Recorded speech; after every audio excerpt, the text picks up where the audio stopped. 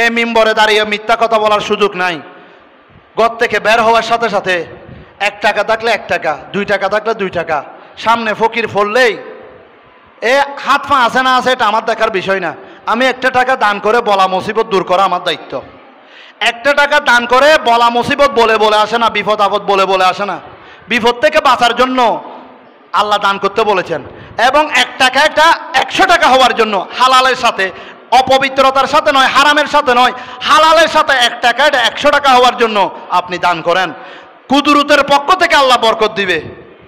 এরকম নজির আছে। তো ইমান এটা থাকতে হবে, তো বিশ্বাস এটা থাকতে হবে অন্তরে। আল্লাহ আমাদেরকে বোঝার এবং আমল করার তৌফিক দান করুক।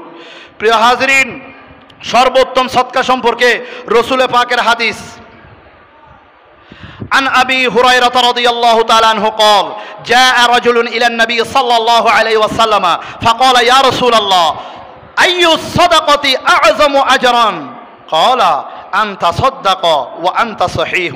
হযরত আবু হুরায়রা রাদিয়াল্লাহু তাআলা আনহু থেকে বর্ণিত, তিনি বলেন প্রিয় নবী করিম সাল্লাল্লাহু তাআলা ইসলামের কাছে এক ব্যক্তি আসলেন।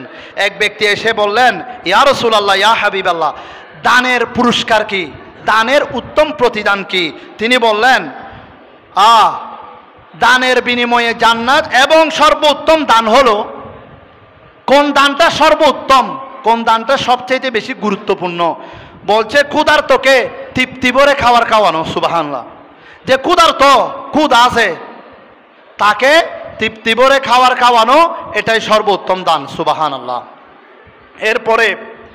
এরপরে বলছেন রাসূলুল্লাহ সাল্লাল্লাহু আলাইহি ওয়াসাল্লাম ইরশাদ করছেন, আল ইয়াদুল উলিয়া খায়রুম মিনাল ইয়াদিস সুফলা ওয়াবদা বিমান তাউলু ওয়া খায়রুস সাদাকাতি মান কানা আন যহরি গিনাম ওয়া মান ইস্তাফিফু ইউআফিফুহুল্লাহ ওয়া মান ইস্তাগনা ইউগনিহিল্লাহ। উপরের হাত নিচের হাত থেকে উত্তম, উপরের হাত নিচের হাত থেকে উত্তম। এই উপরের হাত নিচের হাত থেকে উত্তম, যার ভরণ পোষণ তোমার উপরে রয়েছে, আপনার মা বাবা আত্মীয় স্বজন হকদার, যার ভরণ পোষণের দায়িত্ব আপনার উপরে রয়েছে, তার মানে আপনি উপরের হাত, আপনার উপরে দায়িত্ব রয়েছে। তার থেকে তোমার সদকা করা শুরু করো। এটার দ্বারা কি বুঝলেন?